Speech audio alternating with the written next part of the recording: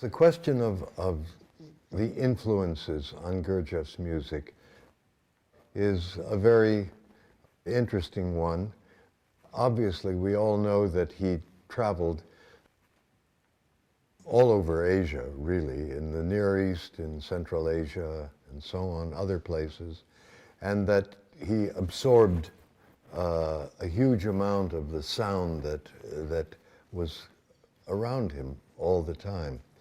And the degree to which he was influenced is not always possible to discern, in the sense that he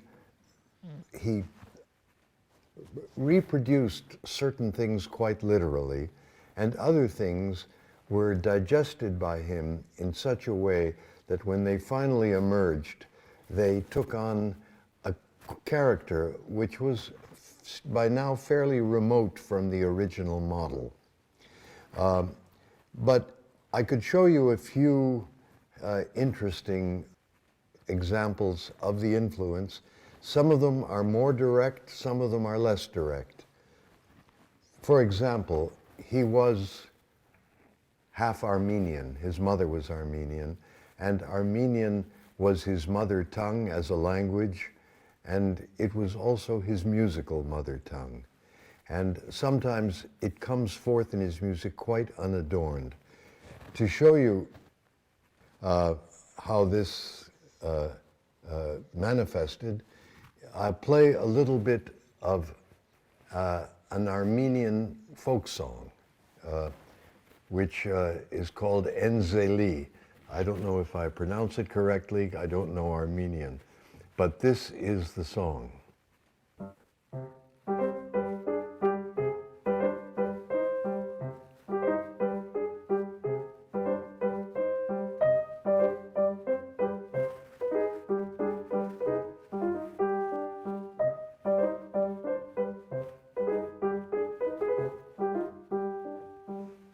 That's the Armenian folk song. Here is Gurdjieff's music for the movement, The 30 Gestures.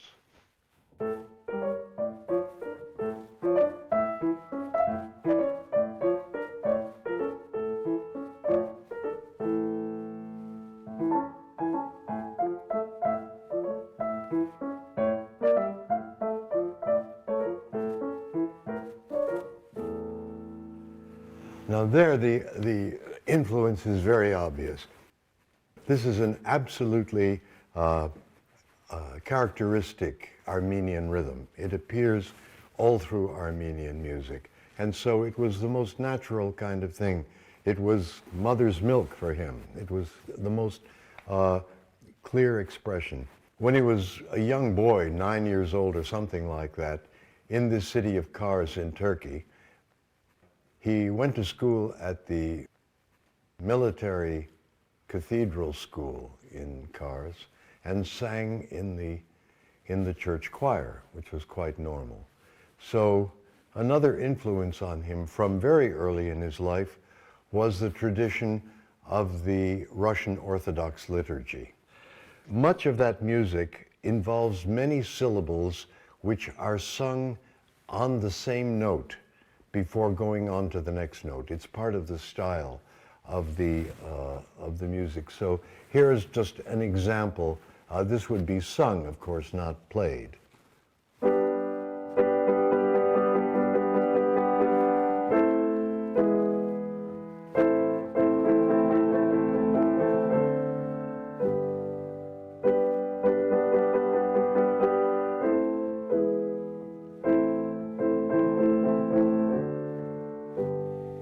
So, when Gurdjieff writes his Hymn to the Endless Creator,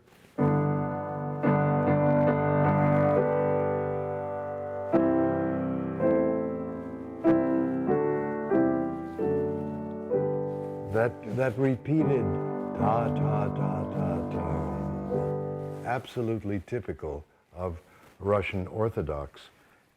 It's really amazing because already you begin to feel the mixture of the influences of East and West on the young boy. We all know that he grew up in this absolute melting pot There were, in the area where he lived, there were Persians and Kurds and Jews and all kinds of Muslim groups and so on. And it was a very rich stew of ethnic variegation. So in with this was the influence of Islam, the influence of Christianity. They all came in.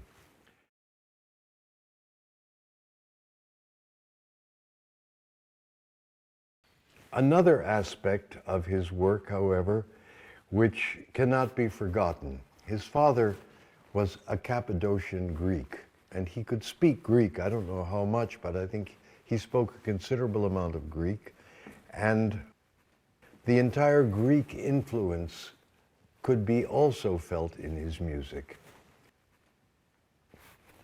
This brings up a whole question which is extremely interesting about the fact that with the Greeks there were any number of different modes of music. A mode in our language would be a kind of a scale. And we essentially have two scales now in Western music, the major scale and the minor scale. And most of our music is written in those two scales. But the Greeks had scales which were developed by different Greek peoples around the Hellenic world. And so there was the Ionian mode, and the Dorian mode, and the Phrygian mode, and the Lydian mode, and the Aeolian mode, and Locrian mode. They were all, and every one was different, and each one of them had its own particular character. But the greatest of the modes, which was always considered, was the Dorian mode. And this was a mode that Gurdjieff knew. And the Dorian mode was considered the most powerful mode because it is the mirror image of the major scale, which was considered the divine scale. This is the mode.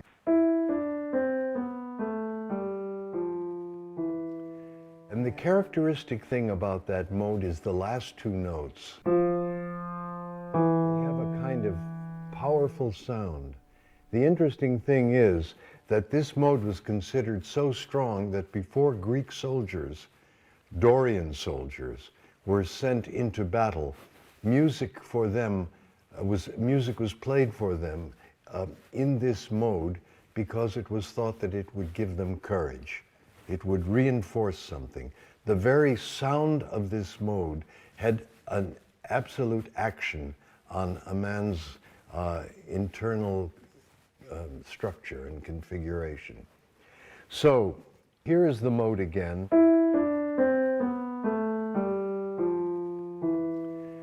And the music for this movement contains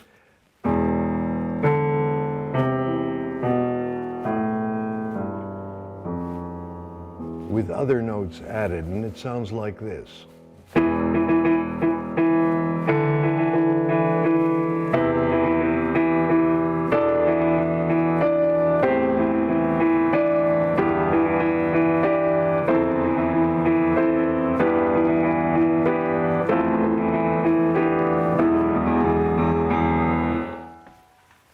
What power there is in that scale.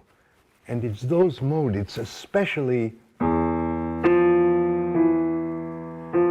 those two notes. It's so much stronger than, which is much blander, but these two notes so close have a much greater magnetic pull on each other and draw something together almost in the listener, in the middle of his body. One can almost detect the power of that magnetism.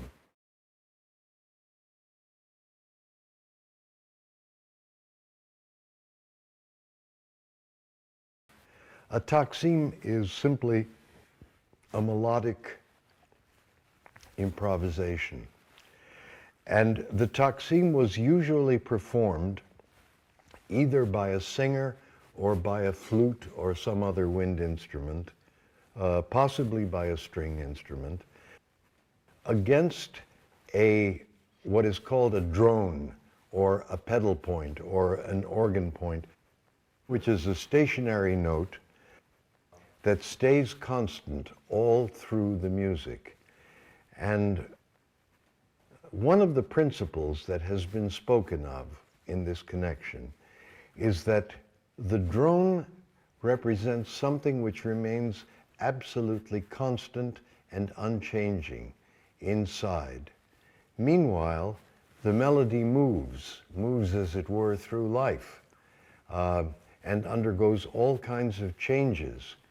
But the drone never changes. The drone remains constant, and what happens above it in the taksim is always in relation to the drone, and only takes on its meaning because it is related to the drone. That's the idea. And Gurdjieff used this form many times. For example, this is one of them.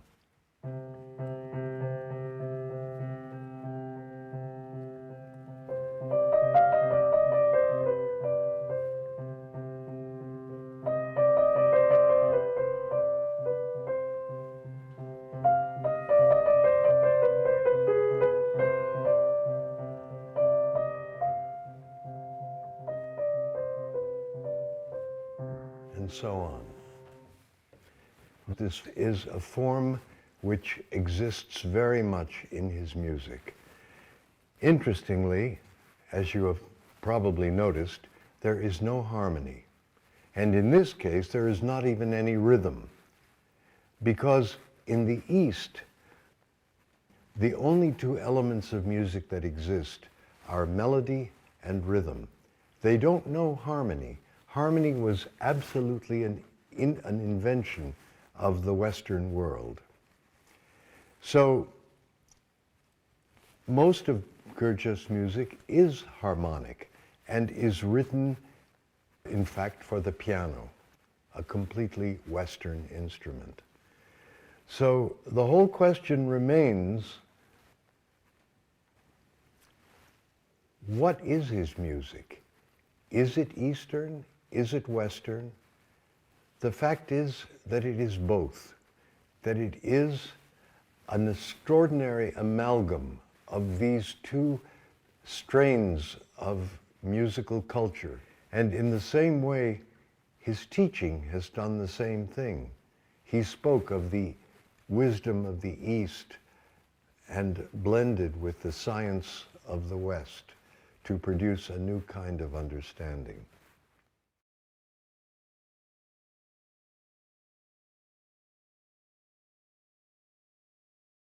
If I play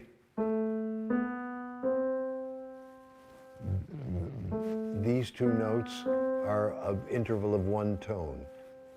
If I lower the second one, I get a slightly larger interval, is bigger than, and if I get even bigger, I get an augmented interval, which is, the minute I hear this, suddenly it evokes the Orient. In Western music, that interval would be part of what is called the harmonic minor scale. I'm getting technical, and I didn't expect to, but I have to a little bit. For example, that sounds quite normal. And why it's normal is that this is the tonal center. But in the East, that is not the tonal center. It is this that is the note, and everything revolves around it. So and this was a group of notes which was obviously very near to Gurdjieff, because many of his pieces begin with that pattern. For example, the great temple hymn number 9.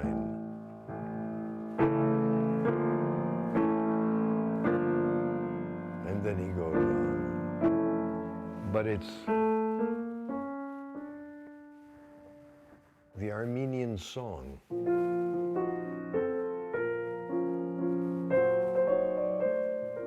And anyone who has done the movements of Gurdjieff And his most famous exercise, the first obligatory, which begins, one doesn't really notice what those little notes are. So, what is there about that? Why does it not seem like something that is finished or complete? For example, in other music, there we're ending on the tonic note, but so many of Gurdjieff's pieces do not end on the tonic, but rather end on those same notes in reverse. For example, one of his piece called Oriental Song, which ends.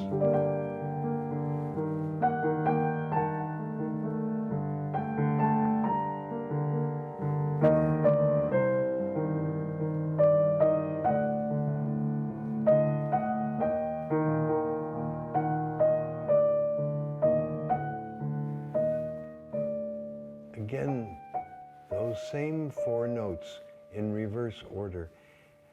The whole point is that the piece is ending with a question, which is so characteristic. Sometimes it's a question which is inevitable, and in other music, it's a question which is completely unexpected. But that is part of his sound. Part of his sound is in leaving something unanswered and incomplete, as though it was something to do with the endless cycle of the cosmos, just as the octave system, as it goes up, as Pythagoras discovered, never quite meets. There is always a comma, there's always a space where things are not complete and have to go on and on and on in order to find the completeness which never comes. And one feels this in some of Gurdjieff's music. This is anything but a complete discussion of the sound of Gurdjieff's music, because for that we would need not an afternoon, we'd need a course.